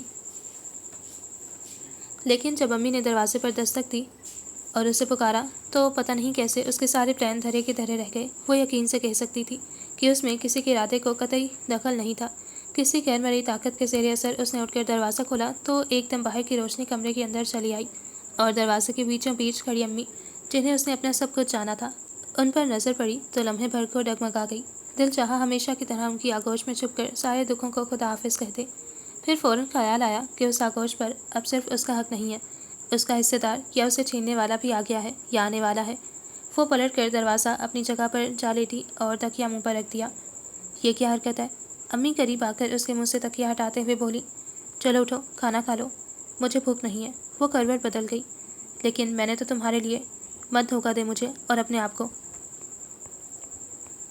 وہ دبی دبی آواز میں چیخی، جس کے لیے آپ نے اتنا اہتمام کیا ہے وہ آ چکا ہے، پھر میری کیا ضرورت باقی رہ جاتی ہے؟ تمہاری ضرورت اپنی جگہ مسلم ہے، اگر میری ضرورت ہے تو پہلے اس شخص کو باہر کریں جو نور۔ امی نے ٹوک دیا، میں اس سلسلے میں پھر تم سے بات کروں گی، اس وقت میں چاہتی ہوں تم کھانے میں ہمارے ساتھ شریک ہو۔ سوری، مجھے مجبور نہ کریں بیٹا، تم پلیز امی۔ اس نے سر کے نیچے سے تکیہ کھینچ کر اس میں منہ چھپا لیا تو امی کچھ دیر تک کھڑی اسے دیکھتی رہیں، پھر مجبوراً اسے اس کے حال پر چھوڑ کر چلی گئیں۔ پھر یوں ہی روتے کراہتے وہ سو گئی تھی۔ اسے کچھ خبر نہیں شہریار خان کب تک بیٹھے رہے اور کب گئے، اسے تو یہ بھی خبر نہیں ہوئی کہ جانے سے پہلے وہ اس کے پاس آئے تھے، بہت محبت سے اس کا چہرہ ہاتھوں میں لے کر اس کی پیشانی چومی تھی، اور اس کے آنسوں کی نمی اپنے ہاتھوں میں ہونٹوں پر محسوس کر کے وہ ایک مجرمانہ سا احساس لے کر چلے گئے تھے۔ صبح جب اس کی آنکھ کھلی، امی نماز سے فارغ ہو کر اس کے سرہانے بیٹھی نرمی سے اس کے بالوں میں انگلیاں پھیر رہی تھیں۔ ہمیشہ تو وہ ان کا ہاتھ تھام کر ہونٹوں سے لگا لیا کرتی تھی، لیکن اس وقت کچھ روٹھی روٹھی سے اٹھ کر کمرے سے نکل گئی۔ رات میں کچھ کھایا نہیں تھا، اس لیے منہ دھو کر کھڑی ہوئی تو پیٹ خالی خالی لگنے لگا۔ کچن میں آ کر چائے کا پانی رکھا اور ڈبل روٹی کی تلاش میں ادھر ادھر نظریں دوڑانے لگی۔ ڈبل روٹی تو نہیں تھی، البتہ رات کے کھانے کی ہر چیز موجود تھی۔ عام حالات میں تو وہ رات کی بچی ہوئی ہر چیز کھا لیا کرتی تھی، لیکن اس وقت اس نے کسی چیز کو ہاتھ نہیں لگایا۔ چولہا دھیما کر کے اندر آئی اور پرس میں سے پیسے نکالنے لگی۔ کیا بات ہے؟ امی اسے اجرت میں جاتے دیکھ کر پوچھنے لگی۔ کچھ نہیں، میں ذرا بیکری تک جا رہی ہوں۔ اس کے ساتھ ہی وہ باہر نکل گئی۔ واپس آئی تو امی رات والا کھانا گرم کر رہی تھیں۔ وہ خاموشی سے مگ رکھ کر اس میں چائے ڈالنے لگی، پھر وہیں کھڑے کھڑے سلائس گرم کیے، چائے میں ڈبو کر کھائے اور پھر مگ میں مزید چائے لے کر اندر چلی گئی۔ کرسی کھینچ کر بیٹھی تو بغل میں دباغ بار گھٹنوں پر پھیلا لیا۔ آج آفس نہیں جاؤ گی؟ امی اندر آئیں تو اسے اطمینان سے بیٹھے دیکھ کر پوچھنے لگی۔ اس نے فوراً سر اٹھا کر ان کی طرف دیکھا۔ ان کے ہونٹوں میں دبی ہوئی مسکراہٹ تھی اور وہ دوبارہ اخبار پر نظریں جماتے ہوئے بولی، نہیں، میرا خیال ہے اب تمہیں جاب کی ضرورت رہی بھی نہیں۔ کیوں؟ وہ ان کی بات سمجھ کر بھی لا علمی ظاہر کرتے ہوئے بولی، اس لیے بیٹا کہ تمہارے پاپا اور امی، اس نے انہیں ٹوک دیا۔ میں نے اس لفظ اور رشتے کو اسی دن اپنی زندگی سے نکال دیا تھا جس دن مجھے حالات سے آگاہی ہوئی تھی۔ ایسا سوچ رہنے سے ایسا ہو نہیں جاتا بیٹے، بھلا باپ بیٹی کا رشتہ بھی کبھی ٹوٹا ہے؟ ٹوٹے یا نہ ٹوٹے، میں بہرحال شہریار خان سے کوئی واسطہ نہیں رکھنا چاہتی۔ آپ انہیں یہاں سے آنے سے منع کر دیں، اگر نہیں تو میں ہی یہ گھر چھوڑ دوں گی۔ نور، امی نے حیرت اور بے یقینی سے اسے دیکھا۔ میں ٹھیک کہہ رہی ہوں اور میں آپ کو مجبور نہیں کرتی، آپ کو اختیار ہے، ہم دونوں میں سے جسے چاہیں منتخب کریں۔ کیسی باتیں کر رہی ہو؟ پہلے سن تو لو، شہریار نے۔ بس کریں، وہ فوراً بول پڑی۔ وہ شخص جھوٹی سچی کہانیاں سنا کر آپ کے سامنے سرخرو ہو سکتا ہے، میرے سامنے نہیں۔ اسے جھوٹ بولنے کی کوئی ضرورت نہیں ہے اور میں سچ بھی نہیں سننا چاہتی۔ اس کے ساتھ ہی وہ کمرے سے نکل گئی۔ اتنے برسوں میں امی کو اس کی باتوں سے اندازہ تو ہو گیا تھا کہ اگر کبھی شہریار خان آ گئی تو وہ اتنی آسانی سے نہیں قبول کرے گی۔ وہ اس حد تک متنفر ہوگی کہ میں یا شہریار کہے گی، اس کا انہیں گمان نہیں تھا۔ اور جس انداز سے وہ بات ختم کر کے اٹھ گئی تھی، اس سے وہ خاصی فکر مند ہو گئی تھیں، کیونکہ وہ اس کی عادت سے واقف تھیں کہ وہ زبانی جمع خرچ پر یقین نہیں رکھتی، شروع سے ہر بات کو عملاً ثابت کر کے دکھاتی آئی ہے۔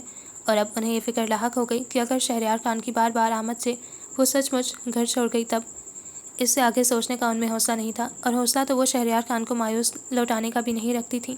اور اب حقیقت حال جاننے کے بعد کہ شہریار خان سال بھر بعد ہی اپنے گھر میں ہونے والی سازش کو سمجھ گئے تھے جن کا شکار ان کی بیوی ہوئی تھی، پھر وہ کسی کے علم میں لائے بغیر اپنی بیوی کو تلاش کرتے رہے۔ جب کسی طرح کامیابی نہیں ہوئی تو اس قدر متنفر ہوئے کہ اپنے بیٹے خرم کو لے کر وہ گھر شہر بلکہ ملک ہی چھوڑ کر چلے گئے۔ اور تقریباً 15 برس بعد اب بھی وہ اس امید پر واپس لوٹے تھے کہ شاید قسمت ان پر واری ہو جائے، اور اب قسمت واقعی مہربان تھی، یا پھر جذب صادق کی منزل مل گئی۔ اور وہ تو شروع سے ہی شہریار خان کو زیادہ قصوروار نہیں سمجھتی تھی، بلکہ انہیں یقین تھا کہ جب بھی انہیں میری بے گناہی کا یقین آئے گا وہ ڈھونڈتے ہوئے آئیں گے، اور وہ آ گئے تھے۔ بختاور، اتنے برس میں زندگی کے صحراؤں میں تنہا بھٹکتا رہا ہوں، بس تمہارے بیٹے کا ہاتھ میرے ہاتھوں میں رہا۔ کل بیچ شام میں اچانک شہریار خان نے ان کے سامنے آ کر کہا تھا، اور انہوں نے یقین کرتے ہوئے اسی پل سارے شکوے ساری شکایتوں کا دامن چھوڑ دیا تھا۔ شکوہ تو وہ جب کرتی جب وہ نئی دنیا بسا کر اس میں مگن ہو جاتے، لیکن وہ تو ان کی خاطر سب چھوڑ کر بن باز کاٹ آئے تھے۔ وہ کیسے ان پر اپنے دروازے بند کر دیتی، اور پھر خرم جو امتحانوں کی وجہ سے وہاں رکا ہوا تھا اور اب کچھ ہی دنوں میں آنے والا تھا، اس سے وہ کیسے منہ موڑ سکتی تھی؟ اس کے لیے تو ہمیشہ ہی ان کی ممتا تڑپتی رہی تھی۔ دوسری طرف وہ بیٹی کو بھی نظر انداز نہیں کر سکتی تھی جو کل سے خفا ہو کر ان کی جان پر بنائی ہوئی تھی۔ ان کی سمجھ میں نہیں آ رہا تھا کیسے اسے سمجھائیں۔ کہیں جا رہی ہو؟ امی اسے تیار ہوتے دیکھنے لگی تو اپنی سوچوں سے نکل کر پوچھنے لگی۔ ہاں، ان کے اگلے سوال سے پہلے ہی بول پڑی، جاب کی تلاش میں۔ بیٹا، اگر جاب ہی کرنی ہے تو وہی ٹھیک ہے جہاں تم کر رہی ہو۔ لمحہ بھر کر رک کر بولی، وہاں تمہارے لیے تحفظ بھی ہے۔ اب تک کس نے تحفظ دیا مجھے؟ وہ تلخ ہو گئی۔ مت کریں ایسی باتیں، میں اپنی حفاظت خود کر سکتی ہوں۔ خفا کیوں ہوتی ہو؟ میں نے تو یوں ہی ایک بات کی تھی۔ وہ کچھ نہیں بولی، برش پھینک کر بیگ اٹھایا اور خدا حافظ کہہ کر باہر نکل گئی۔ بس کے انتظار میں اسٹاپ پر کھڑی تھی کہ اس نے شہریار خان کی گاڑی اپنے گھر کی طرف جاتے دیکھی۔ وہ اتنی بددل ہوئی کہ پیدل ہی چل پڑی۔ اگلے اسٹاپ تک کا فاصلہ اس نے پیدل ہی طے کیا۔ اب جب کہ بقیہ زندگی کا سفر کچھ آسان لگنے لگا تھا کہ پتہ نہیں یہ کہاں سے آگے، اس نے سوچا اور دور سے آتی بس کو دیکھ کر ہاتھ سے رکنے کا اشارہ کیا ہی تھا کہ ایک گاڑی اس کے قریب آ رکی۔ اس نے یوں ہی جھک کر سرسری نظر ڈالی اور شجاع کو دیکھ کر فوراً سیدھی ہوئی۔ آئیے، وہ اس کی طرف کا دروازہ کھول کر بولا۔ نو تھینک یو، میں چلی جاؤں گی۔ اس نے معذرت کی۔ آ جائیں پلیز، میں بھی اسی طرف جا رہا ہوں۔ لیکن میں اس طرف نہیں جا رہی۔ کہیں بھی جا رہی ہوں، میں ڈراپ کر دوں گا۔ وہ پھر منع کرنا چاہتی تھی، مگر آس پاس کھڑے لوگ کچھ ایسی نظروں سے دیکھنے لگے کہ مجبوراً उसे बैठना पड़ा। कैसी हैं आप? वो गाड़ी रोड पर लाते हुए बोला। ठीक हूँ, लेकिन मुझे ठीक नहीं लग रही। वो खामोश रही तो पूछने लगा, आपकी मम्मी की तबीयत अब कैसी है? वो चौंक कर उसकी तरफ देखने लगी कि उसे अम्मी की तबीयत की खराबी का कैसे मालूम हुआ, और वो समझ कर बोला, कल जब शहरयार साहब आपसे बात कर रहे थे, मैं उनके साथ था। हाँ, उसे याद आया तो वह सर हिलाकर बोली, ठीक है मेरी वालदा। शायद उनकी तीमारदारी ने आपको थका दिया है। नहीं। और ये आप किस तरफ जा रहे हैं? मुझे ऑफिस नहीं जाना। सॉरी। उसने स्पीड आहिस्ता की। किस तरफ मोड़ूं? मेरा ख्याल है आप मुझे यहीं उतार दें। अरे नहीं, बीच राह में छोड़ना मेरे मिजाज के खिलाफ है। कभी कभी खिलाफ मिजाज काम कर लेने में कुछ हर्ज नहीं होता, उसने कहा, और अपनी तरफ का दरवाज़ा खोलने लगी थी कि उसने रोक दिया।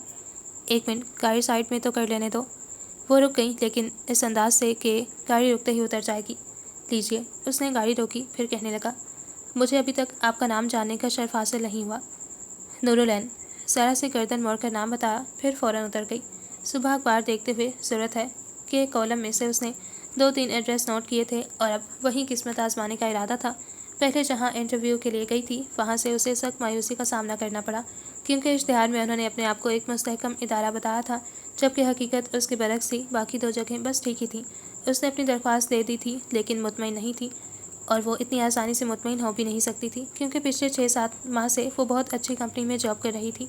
दोबारा वैसी कंपनी और वैसा साफ़ सुथरा माहौल मिलना नामुमकिन नहीं तो मुश्किल ज़रूर था, और ये बात वो खुद भी अच्छी तरह जानती थी। तीनों जगहों से फारिग होकर जब उसने वापसी की राह ली, उस वक्त दोपहर ढल रही थी। तमाम रास्ता वो दुआ करती आई कि उसका शहरयार खान से सामना ना हो। उसे अचानक याद आ गया था कि सुबह उसने उन्हें अपने घर की तरफ जाते देखा था, और उनकी अब तक वहाँ मौजूदगी का इम्कान भी था, लेकिन उस वक्त उसने इत्मीनान का सांस लिया जब घर के सामने उनकी गाड़ी नज़र नहीं आई। अम्मी अकेली ही थी और उसके इंतज़ार में थी। इतनी देर लगा दी? अम्मी उसके सलाम का जवाब देकर कहने लगी, हाँ, 2-3 जगहों पर देर हो गई। खाना निकालूं तुम्हारे लिए? आप लेटी रहें, मैं खुद ले लूँगी। वो बैग रखकर सीधी किचन में चली आई, सालन गर्म करके प्लेट में निकाला और रोटी का बर्तन लेकर दोबारा अंदर आ गई। शहरयार खान आए थे? रोटी का नवाला तोड़ते हुए उसने बड़ी सहूलत से बाप का नाम लेकर उनकी आमद का पूछा, तो अम्मी कितनी देर तक उसकी तरफ देखती रहीं। सुबह जब मैं जा रही थी तो उनकी गाड़ी को इस तरफ आते देखा था। वो समझी शायद अम्मी इनकार करेंगी, इसलिए ऐसी बात कह गई। हाँ, वो आए थे। क्यों? क्यों का क्या सवाल है? इस घर में उनकी बीवी और बेटी मौजूद है, वो जब चाहें आ सकते हैं। अम्मी के जवाब ने उसकी पेशानी पर नागवारी की लकीरें खींच दी। कोई सख्त बात मुँह से निकालना चाहती थी कि अम्मी का ख्याल करके उसने पानी का ग्लास होंठों से लगा लिया। वो हमें अपने घर ले जाना चाहते हैं। अम्मी ने एक और धमाका किया तो वह जब्त करते हुए आराम से बोली, मैं आपसे पहले भी कह चुकी हूँ, आपको इख्तियार है, जाना चाहें बेशक जाएं, मैं आपको नहीं रोकूंगी। क्या मतलब है तुम्हारा? क्या तुम मेरे साथ नहीं जाओगी? नहीं। वो सख्ती से कहकर उठ खड़ी हुई, बर्तन किचन में रखकर वापस आई तो कहने लगी, मेरी समझ में नहीं आता, आपने 20 बरसों का फासला 20 मिनटों में कैसे समेट लिया? 20 बरस कम नहीं होते। क्या भूल गई वो वक्त जो हमने गुजारा? कोई पुरसाने हाल नहीं था हमारा। मैं कुछ भी नहीं भूली बेटा। फिर ऐसा क्या कह दिया शहरयार खान ने कि आप अहद गुज़िश्ता की हर कड़ी आजमाइश भुलाकर उन पर ईमान ले आई हैं? तुम नहीं समझोगी। मैं समझना भी नहीं चाहती। मैं बस इतना जानती हूँ कि हमारा कोई नहीं था और अब भी कोई नहीं है। आप साफ मना कर दें उन्हें कि आपको उनके साथ नहीं जाना, और वो भी यहाँ ना आया करें। मैं ऐसा नहीं कर सकती। अम्मी के लहजे में बेबसी महसूस करके वो अपनी बात पर कायम रही। ठीक है, तो फिर मैं खुद मना कर दूँगी। तुम ऐसी कोई बात नहीं करोगी। और फिर चंद दिनों में खुर्म आने वाला है। तुम जानती हो मैं उसके लिए कितना तड़पी हूँ। मेरी ममता को करार उसी वक्त आएगा जब मैं उसे अपने सीने से लगाऊंगी। खुर्रम के ख्याल से अम्मी की आंखें चमकने लगी थीं, और उनकी वीरान आंखों में ऐसी चमक उसने पहली बार देखी थी। जब भी कुछ कहते कहते खामोश हो गई, तकिया सीधा किया और लेटकर चादर सर तक खींच ली। सोने का वक्त तो नहीं था और ना ही उसका इरादा था, लेकिन शायद थकन की बायस आंख लग गई। पता नहीं कितनी देर तक सोती रही। फिर बालों में कुछ गैर मानूस सी सरसराहट महसूस करके उसकी आंख खुली थी, और अपनी ही चारपाई पर शहरयार खान को बैठे देखकर उसके अंदर टूट फूट होने लगी थी। कभी वो उस लम्स को तरसती थी कि मजबूत मेहरबान हाथ सर पर ठहरे और वो एक पल में हर गम हर फिक्र से आज़ाद हो जाए। अब भी पल भर को ऐसा ही लगा जैसे तपते सहराओं में सफ़र करते करते अचानक घना तनावर दरख्त खुद चलकर उसके रास्ते में आ गया हो, जिसकी घनी ठंडी छाँव बकिया तमाम जिंदगी उसके सर पर साया फगन रहेगी कि तपती धूप और छाजों बरसती बारिश कोई भी उसका कुछ नहीं बिगाड़ सकेगी। शहरयार खान उसकी तरफ मतवज्जा नहीं थे, इसलिए उन्होंने उसे आंखें खोलते और दोबारा बंद करते नहीं देखा। वो सामने बैठी अम्मी से बात करते हुए कह रहे थे, خرم آ جائے گا، پھر ہم سب مل کر بابا جان کے پاس جائیں گے۔ بابا جان، اس نے دل ہی دل میں دہرایا اور فوراً سے وجاہت علی خان کا خیال آیا، ساتھ ہی امی پر کی گئی زیادتی، اور اس کے بعد ایک ایک کر کے وہ ساری صعوبتیں، مصیبتیں اور کڑی آزمائشیں جن سے وہ گزری تھی، اور وہ سب کچھ کیا یاد آیا کہ سر پر ٹہرا مضبوط مہربان ہاتھ بے سائبانی کے احساس کو کم کرنے کی بجائے مزید گہرا کر گیا۔ فوراً اٹھنے کی بجائے پہلے کس مسا کر کروٹ بدلی، پھر یوں اٹھی جیسے ابھی آنکھ کھلی ہو، اور ان دونوں کی طرف دیکھے بغیر کمرے سے نکل گئی۔ پھر کتنے دن گزر گئے، شہریار خان خود اس سے بات کرنا چاہتے تھے، لیکن وہ انہیں موقع ہی نہیں دے رہی تھی، بلکہ اب تو ایسا کرتی کہ جیسے ہی وہ آتے، فون کے سامنے امی سے کہہ کر پڑوس میں چلی جاتی اور اس وقت تک وہیں رہتی جب تک وہ چلے نہ جاتے۔ اس دوران وہ بڑی سنجیدگی سے دوسری جاب تلاش کرنے میں لگی ہوئی تھی۔ اس وقت بھی وہ تیار ہو کر بس نکلنے ہی والی تھی کہ عثمانی صاحب آ گئے۔ وہ انہیں اندر بلانے کی بجائے وہیں دروازے پر ان سے بات کرنے لگے۔ تم اتنے دنوں سے آفس نہیں آ رہی، وہ کہنے لگے۔ چھٹی کی کوئی درخواست وغیرہ بھی نہیں بھیجی؟ کم از کم فون کر دیتی۔ سوری عثمانی صاحب، میں آپ کا آفس چھوڑ چکی ہوں، وہ ان کی بات سن کر اطمینان سے بولی۔ کب؟ میرا مطلب ہے تم نے ریزائن تو نہیں دیا؟ اب دے دیتی ہوں۔ وہ کاغذ قلم نکالنے کے لیے بیگ کھولنا چاہتی تھی کہ وہ کہنے لگے، بی بی، یہ کوئی چھوٹا موٹا دفتر نہیں ہے جو تم یوں کھڑے کھڑے استعفیٰ دے دو گی۔ اتنی بڑی لمیٹڈ فرم ہے جس کے اپنے کچھ قوانین ہیں۔ 1 مہینے پہلے تمہیں جاب چھوڑنے کا نوٹس دینا پڑے گا، اس کے بعد ریزائن کر سکو گی۔ وہ سوچ میں پڑ گئی۔ اگر اپنے آپ کو ان قوانین سے مستثنیٰ سمجھتے ہوئے وہ یہیں کھڑے کھڑے عثمانی صاحب کی بات رد کر دے تو اس کا مطلب ہے وہ شہریار خان کو تسلیم کرتے ہوئے اپنا حق استعمال کر رہی ہے، اور اس کے اس رویے پر شہریار خان یقیناً خوشی محسوس کریں گے۔ پھر تم میرے ساتھ چل رہی ہو؟ عثمانی صاحب کی آواز نے اسے چونکا دیا۔ ہاں، 1 منٹ رکیں، میں ابھی آتی ہوں۔ وہ پلٹ کر اندر چلی گئی۔ تم ابھی تک یہیں ہو؟ امی اسے دیکھ کر پوچھنے لگی۔ جا رہی ہوں، آپ کو یہ بتانے آئی تھی کہ میں اسی پرانے آفس جا رہی ہوں اور میری واپسی اسی وقت پر ہوگی۔ امی کے ہونٹوں پر مسکراہٹ پھیلتے دیکھ کر وہ جلدی سے انہیں خدا حافظ کہہ کر باہر نکل آئی۔ وہی جگہ، وہی اس کی ٹیبل جہاں اس نے 6-7 ماہ بیٹھ کر کام کیا تھا، لیکن اب ہر چیز اسے بدلی بدلی لگ رہی تھی۔ وہ حیران ہوئی، سمجھ ہی نہ سکی کہ تبدیلی اس کے اندر ہے۔ شاید کوئی نیا احساس اندر کروٹیں لینے لگا تھا کہ اب وہ حکم کی غلام نہیں رہی۔ یہ کچھ ضروری لیٹرز ہیں، پہلے انہیں ٹائپ کر دینا۔ عثمانی صاحب نے کچھ کاغذات اس کی طرف بڑھائے، جنہیں لے کر اس نے بے دلی سے میز پر رکھ دیے اور بالکل غیر ارادی طور پر کچھ شاہانہ انداز سے سر کرسی کی پشت پر ٹکا کر انہیں دیکھنے لگی۔ کیا ہوا؟ وہ اس کے اس انداز سے دیکھنے پر اپنی توہین محسوس کرتے ہوئے پیشانی پر بل ڈال کر پوچھ گئے۔ کچھ نہیں، آپ جائیے، میں ٹائپ کر دوں گی۔ پتہ نہیں کیسے اس کے لہجے میں نخوت اتر آئی تھی، لیکن ذرا جلدی۔ اوکے، وہ مسکرائی اور انہیں جاتے دیکھ کر سوچنے لگی، کتنے اکڑے اکڑے سے رہتے ہیں عثمانی صاحب، اور روب کتنا جماتے ہیں۔ اگر انہیں یہ معلوم ہو جائے کہ میں یہاں کی ملازم نہیں بلکہ مالک ہوں تو… اس کے ہونٹوں پر بے ساختہ مسکراہٹ پھیل گئی، یہ تصور کر کے کہ اس انکشاف کے بعد عثمانی صاحب کی اکڑی ہوئی گردن میں اچانک لچک پیدا ہو جائے گی۔ بعض انہونی خواہشات جن کی ہم اپنے تصور میں تکمیل کرتے ہیں تو کچھ وقت کے لیے بے حد لذت آمیز سکون ملتا ہے۔ وہ تو اب حقیقت میں اپنی اس خواہش کی تکمیل کر سکتی تھی، لیکن اس کے لیے اسے گزرے ماہ و سال کو یکسر فراموش کر دینا تھا۔ لیکن میں نہیں بھول سکتی شہریار خان، وہ اچانک تلخ ہو کر سوچنے لگی۔ نانی اماں اور نانا میاں کے بعد میں اور امی کس قدر تنہا ہو گئے تھے، اور ایسے میں یہ انکشاف کہ جس پاپا کا میں انتظار کرتی رہی ہوں وہ میرے وجود سے ہی بے خبر ہے، کس قدر اذیت ناک تھا۔ کتنے بہت سارے دن میں امی سے چھپ چھپ کر تکیے بھگوتی رہی تھی۔ پتہ نہیں میری آنکھوں میں اتنا ڈھیر سارا پانی کہاں سے جمع ہو گیا تھا جو مسلسل اشکوں کی صورت بہتا رہا۔ امی الگ بکھر گئی تھیں۔ اگر میرا خیال نہ ہوتا تو وہ کبھی بھی اپنے اندر جینے کا حوصلہ پیدا نہیں کر سکتی تھی۔ نانا میاں کے بعد ہمارے پاس آمدنی کا کوئی ذریعہ نہیں تھا۔ امی نے ایک پرائیویٹ اسکول میں جاب کی تو 300-400 ہماری ضروریات کے لیے ناکافی تھے، جبکہ امی مجھے پڑھانا بھی چاہتی تھیں۔ اس وقت میرا دل چاہتا تھا بس ایک دم سے بہت بڑی ہو کر امی کا سہارا بن جاؤں، لیکن وقت جب تک اپنے اندر بہت ساری داستانیں نہ سمیٹ لے گزرتا ہی نہیں، اور ہماری داستان حیات کا تو گویا ایک ایک لفظ اس نے انتہائی اطمینان سے بیٹھ کر رقم کیا تھا، جو لمحے صدیوں پر محیط ہو گئے تھے۔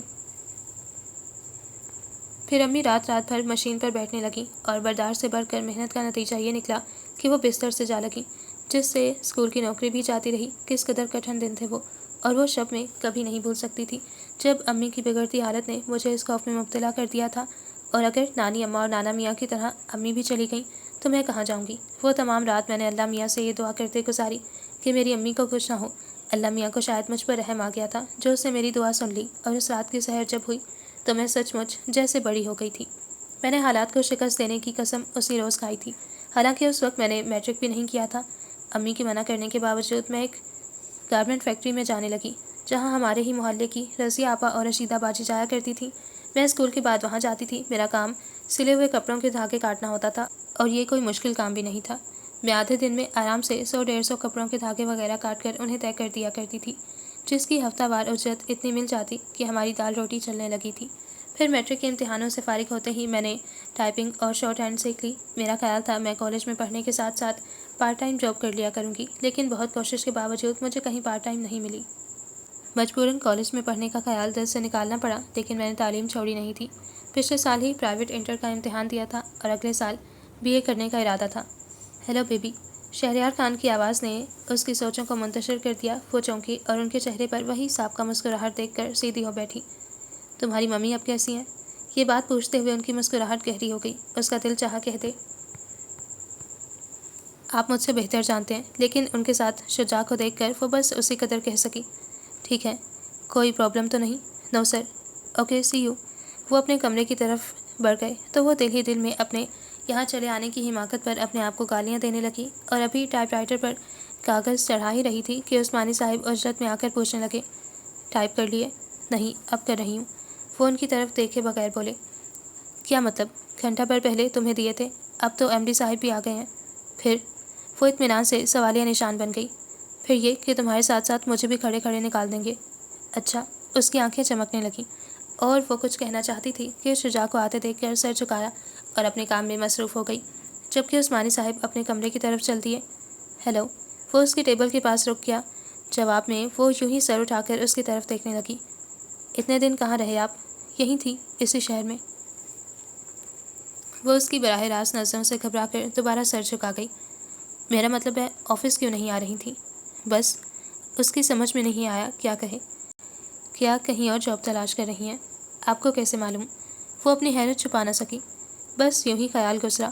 آپ کا خیال درست ہے۔ اچھا، وہ ہنسا۔ ویسے یہاں کیا پرابلم ہے؟ کیا ضروری ہے آپ نے یہاں کی پرابلم جانے؟ بالکل نہیں۔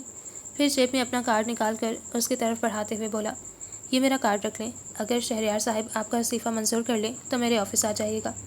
کیا میں پوچھ سکتی ہوں کہ آپ کا شہریار صاحب سے کیا تعلق ہے؟ ہماری پارٹنرشپ تھی؟ جی ہاں، وہ اب میں ختم کر کے جا رہا ہوں۔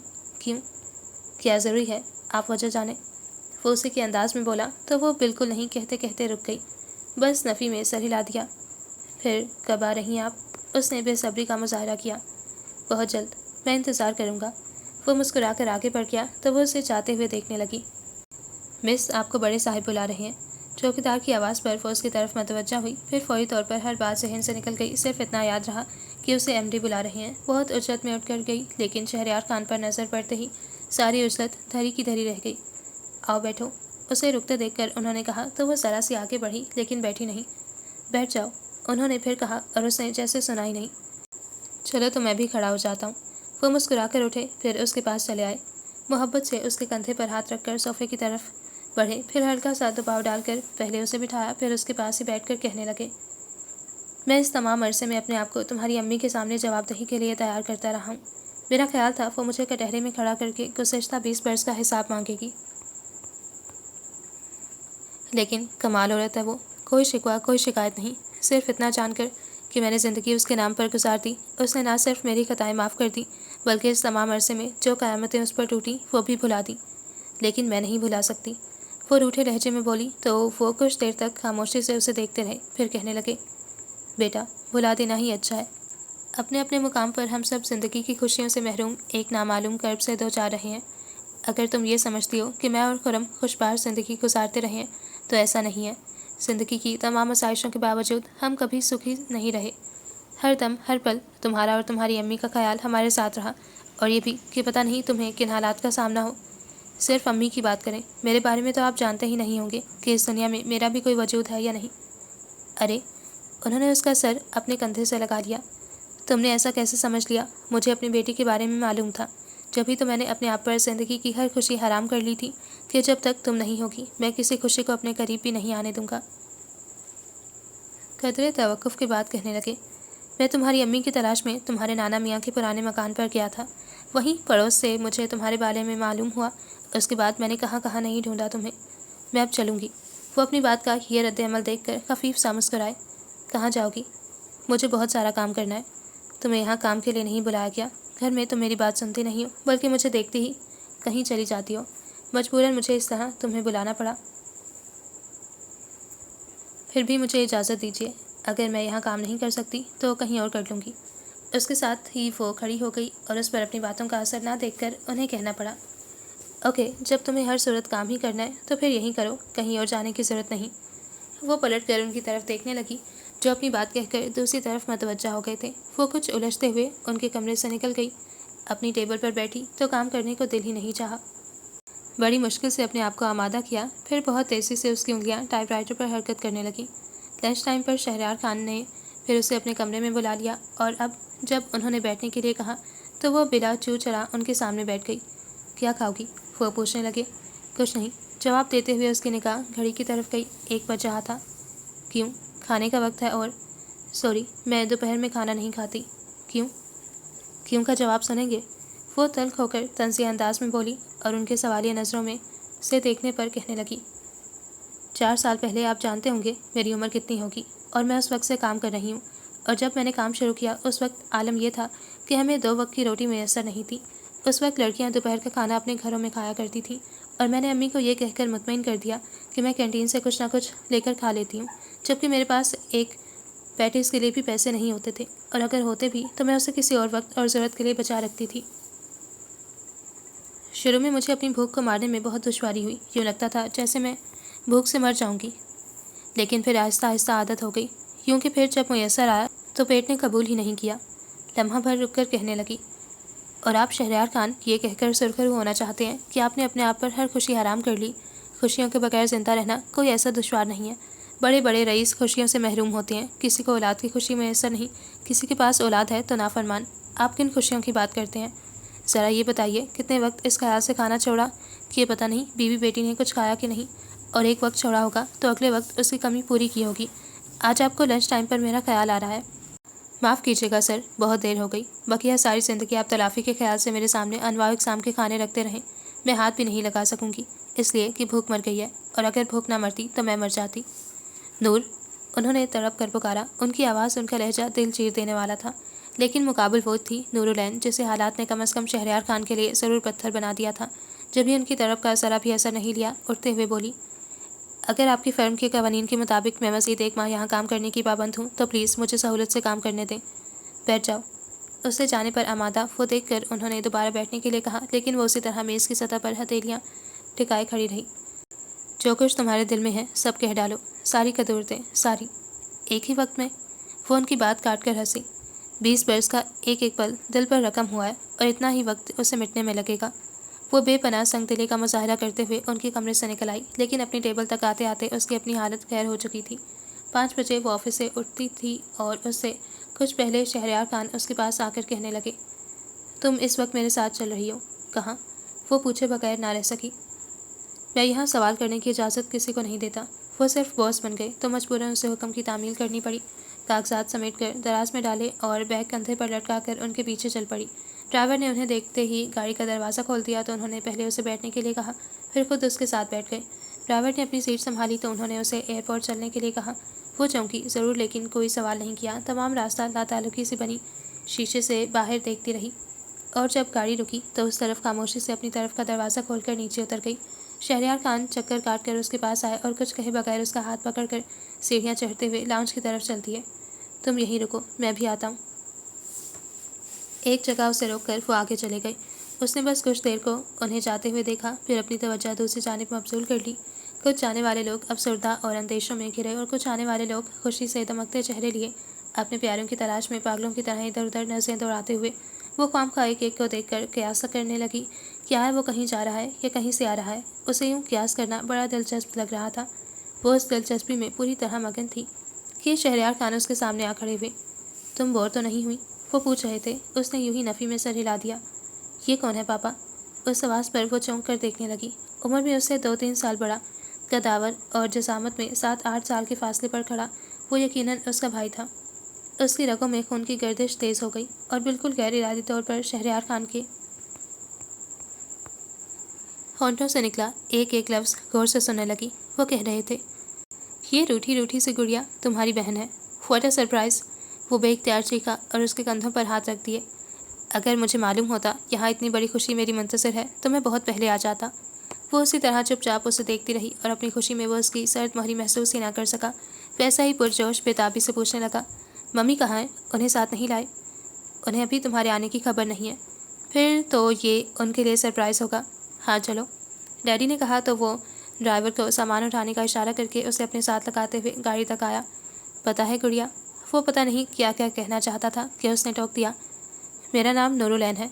अरे, वो खुशदिली से हंसा, ये नाम तो कभी हमारे जहन में आया ही नहीं था।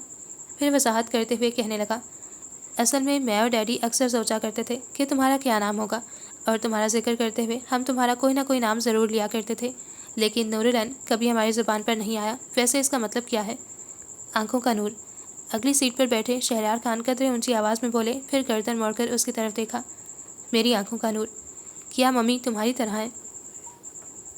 वह उसका हाथ थामकर इश्तियाक से पूछने लगा। पता नहीं, मैंने कभी गौर नहीं किया। अब उसके बेजार लहजे पर वो चौंका। गौर किया तो उसके अंदाज में कोई गर्म जोशी महसूस नहीं हुई। क्या तुम खफा हो? किसी मासूम बच्चे की तरह पूछने लगा। नहीं। पता नहीं कैसे उसके मुंह से निकल गया, और जैसे ही गाड़ी घर के सामने रुकी वो सबसे पहले उतरकर अंदर चली गई। इतनी देर कर दी आज?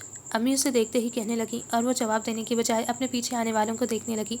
अगले ही पल खुरम मम्मी मम्मी पुकारता उनकी आगोश में सिमटने की कोशिश में खुद उन्हें अपने बाजुओं में भींचे खड़ा था। उसे एकदम छिन जाने के एहसास ने आन घेरा। इस पूरी दुनिया में एक माँ ही तो मेरी अपनी थी, वो भी। उसकी आंखों में नमी उतर आई और शिकस्तगी का एहसास लिए वो अंदर चली गई। फिर बहुत देर तक उसके पास कोई नहीं आया। पहले उनकी ऊंची आवाज़ें अंदर तक आती रहीं, फिर सरगोशियाँ। वो ख्वाम ख्वाह उलझती रही। कई बार दिल चाहा अम्मी को उन दोनों के दरमियान से उठा कर ले आए, लेकिन अपने आप को इंतहाई बेबस महसूस किया। आखिर मैं इस तरह कमरे में बंद होकर क्यों बैठ गई हूँ? उनका तो अब रोज़ का आना जाना रहेगा, तो क्या मैं यूं ही सारे काम छोड़कर बैठी रहूँगी? वो अपने आप को टोकती हुई कमरे से निकल कर किचन में आ गई। देगची से ढक्कन हटाकर देखा, सालन उसके और अम्मी के लिए काफ़ी था। अलबत्ता रोटी पकानी थी और उसके लिए आटा भी गूंदना था। उस काम से पहले उसने चाय का पानी चूल्हे पर रख दिया, और अभी चूल्हा जलाया ही था कि खुरम उसके पास आ गया। चाय बना रही हो? वो पूछने लगा। हाँ, हम सब पियेंगे। मेरा मतलब है, अगर तुमने कम पानी रखा है तो और डाल दो। उसने खामोशी से केतली में और पानी डाला, फिर ट्रे रखकर उसमें प्यालियाँ रखने लगी। खाने को कुछ है? वो इधर उधर नज़रें दौड़ाता हुआ पूछने लगा। फिर सालन की पतीली नज़र आई तो वही उठाकर अपने सामने रख ली। ये यकीनन मेरी माँ ने पकाया होगा। उसके साथ ही चम्मच उठाकर पतीली में से निकाल निकाल कर खाने लगा। वो कुछ हैरान होकर उसे देखने लगी। बहुत मज़ेदार। उसके हैरान चेहरे पर नज़र पड़ी तो चटखारा लेकर कहने लगा, ईमान से मैंने ऐसी लजीज शय पहले कभी नहीं खाई। वाह, मज़ा आ गया, तुम भी खाओ। चम्मच उसके मुंह के आगे किया तो वो पीछे हट गई। मेरे हाथ से ले लो प्लीज़, वो मोहब्बत से इशारा करते हुए कहने लगा। देखो, इस सारे मामले में मेरा कोई कसूर नहीं है। मैं तो खुद इस वक्त बहुत छोटा था। तुम मुझसे तो खफा ना हो। मैं तुमसे खफा नहीं हूँ। लहजा उसके अल्फाज का साथ नहीं दे रहा था, फिर भी वो खुश हुआ। सच? हाँ, यकीन कर लो। कैसे यकीन कर लूँ? तुमने मेरे आने पर खुशी का इजहार ही नहीं किया। सॉरी, मुझे नहीं मालूम खुशी का इजहार किस तरह किया जाता है। उसने माजूरी ज़ाहिर की। अरे, ये कौन सा मुश्किल है, मैं तुम्हें बताता हूँ। उसके साथ ही वो उसका हाथ पकड़कर खींचता हुआ किचन से निकाल लाया और बीच आंगन में गोल गोल चक्कर देता हुआ चिल्ला चिल्ला कर कहने लगा, मम्मी, नूर मुझसे खफा नहीं है। ये मेरे आने पर बहुत खुश है। और भी पता नहीं क्या कुछ कहे जा रहा था। छोड़ो मेरा हाथ। वो सूरत हाल में परेशान हो गई, अपना हाथ छुड़वाने की कोशिश करते हुए चीखी, मुझे कोई खुशी नहीं हुई। मैं कभी तुमसे बात नहीं करूँगी। क्या? इसी तरह चक्कर देते हुए उसने बेख्याली में उसका हाथ छोड़ दिया और वो किसी तरह अपने आप को ना संभाल पाई। गिरने को थी कि शहरयार खान ने उठकर अपने बाजू में ले लिया। बस सहारा देने की देर थी। फिर वो उसके सीने में मुँह छुपाए मचल मचल कर रो रही थी। अम्मी ने रोकना चाहा, लेकिन शहरयार खान ने हाथ किसे इशारे से मना कर दिया। रोने दो इसे, जब तक गुज़श्ता 20 बरसों का हर नक्श इसके दिल से मिट ना जाए। उसने ये आवाज़ बहुत करीब से सुनी और फिर और शिद्दत से रोने लगी। अनजाने में वो जिस तनावर दरख्त की घनी ठंडी छाँव में आ गई थी, उससे निकलना अब उसकी मौत थी। 20 बरस क्यों? अगर अश्कों से ज़ख्मों के निशान मिट सकते हैं तो वो 20 पल में ही मिटा देगी। अम्मी उसके रोने से परेशान थी। खुरम अलग मुजरिम बना खड़ा था, जबकि शहरयार खान बहुत इत्मीनान से उसके सर और पीठ को हल्के हल्के थपक रहे थे। पापा, वो गुज़श्ता बरसों का हर ज़ख्म अपने अश्कों से मिटाकर बेइख्तियार उन्हें पुकार उठी। मेरी जान, बेहद सर निहार होकर पापा ने उसकी पेशानी चूम ली, साथ ही खुरम को पानी लाने का इशारा किया। वो फौरन ग्लास में पानी भर कर ले आया। लो पानी पियो। उन्होंने एक ग्लास खुरम के हाथ से लेकर उसके होंठों से लगा दिया और वो जैसे परसों से प्यासी थी, एक सांस में पी गई। फिर खुरम की तरफ देखकर कहने लगी, ईमान से पानी का ऐसा मज़ा मुझे पहले कभी नहीं मिला। और वो जो उसकी हालत से परेशान खड़ा था, इत्मीनान भरा सांस लेकर अम्मी से लिपट गया। बरसों से उस घर के दर दीवार एक रूखी फीकी ज़िंदगी देखते आ रहे थे। मायूस और उदास चेहरे, लब बेशक खामोश थे, लेकिन अंदर ज़रूर शिकवे मचलते थे। अम्मी इतनी तड़पती मचलती ममता के हाथों बेबस, और वो तनावर दरक की घनी ठंडी छाँव की मतलाशी जो उसे बखिया तमाम उम्र तपती धूप और छाजों बरसती बारिश से महफूज कर ले। और अब ये दोनों चीज़ें खुद चल कर आई थीं, तो रूखी फीकी ज़िंदगी में बाहर कैसे ना आती। रात ही में सबने ये तय कर लिया था कि सुबह वो पापा के साथ उनके घर शिफ्ट हो जाएंगे। फिर पापा तो रात ही में चले गए थे, लेकिन खुरम वहीं रहा था, जिसके साथ वो देर तक बातें करती रही थी। गुज़िश्ता 20 बरसों की बातें। वजाहत अली खान का जिक्र आया तो वो कहने लगी, उस रोज़ पापा कह रहे थे कि तुम आ जाओ, फिर सब बाबा जान के पास चलेंगे। लेकिन खुरम, मैं वहाँ नहीं जाना चाहती। क्यों? मुझे डर लगता है कहीं वो फिर ना किसी साजिश के तहत हम सबको अलग कर दें। उसने साफ कोई से अपने खदशे का इज़हार किया तो वो हंस पड़ा। बेवकूफ़ हो तुम, अब इस उम्र में वो क्या साजिश करेंगे? वैसे भी हम वहाँ मुस्तकिल रहने थोड़ी जाएंगे, बस सबसे मिलकर आ जाएंगे। कदरे तवक्कुफ़ के बाद कहने लगा, वैसे अब वो पहले वाले वजाहत अली खान नहीं रहे, बहुत बदल गए हैं। तुम्हें कैसे मालूम? क्या तुम उनसे मिले हो? नहीं, मिला तो नहीं। उनके ख़त आते हैं पापा के पास। पहले समझाते थे, फिर अपनी गलती का एतराफ़, उसके बाद माफ़ी तलाफ़ी, और फिर वापस आने के लिए इसरार। लेकिन पापा ने भी कसम खा ली थी, जब तक तुम और अम्मी नहीं मिलेंगी, अब्बा जान के पास नहीं जाएंगे। और यही बात उन्होंने बाबा जान को लिख भी दी थी। उसने तफसील से उनके ख़त्म का जिक्र किया। फिर उन्होंने क्या कहा? यही कि वो भी अम्मी को तलाश करने की कोशिश करेंगे। फिर जमाई लेते हुए कहने लगा, बहरहाल तुम किसी किस्म के अंदेशे को दिल में जगह मत दो। अब कोई तुम्हें हमसे दूर नहीं कर सकता, सिवाय एक शख्स के। कौन? किसके? वो कुछ बौखलाकर, कुछ परेशान होकर पूछने लगी। वही जिसने तुम्हें जॉब की ऑफ़र की है। मुझे? फौरी तौर पर वो नहीं समझी, फिर याद आया तो कहने लगी, शुजा। तुम शुजा को जानते हो? इस वक्त नींद आ रही है, सुबह बताऊंगा। वो करवट बदलने लगा तो वो एक ही जिस्म में उसके चारपाई पर आ गई। अभी बताओ, तुम क्यों जानना चाहती हो? उसके शरारत से पूछने पर वो चीम गई। तुमने बात ही ऐसी की है, आखिर वो क्यों मुझे तुमसे दूर करेगा?